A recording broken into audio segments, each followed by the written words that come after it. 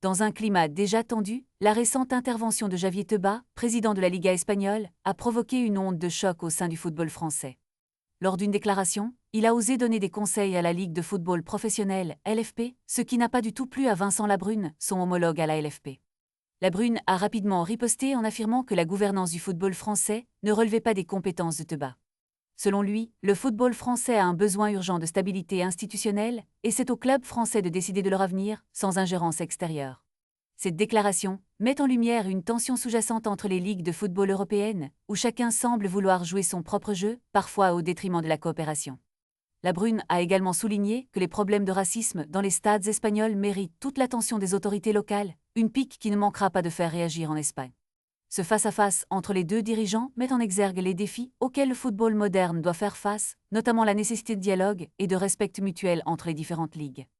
Alors que le football mondial continue d'évoluer, il est essentiel que les acteurs du sport se concentrent sur leurs propres enjeux tout en restant ouverts à la coopération. Mais comment cette situation va-t-elle s'évoluer? Les clubs français vont-ils se montrer plus unis face à cette défiance? Quelles seront les répercussions pour les relations entre la France et l'Espagne dans le monde du football? Une chose est certaine, le torchon brûle, et les prochaines semaines s'annoncent décisives pour le futur du football français et ses interactions avec ses voisins européens. Restez connectés, car cette saga ne fait que commencer et promet de nombreux rebondissements.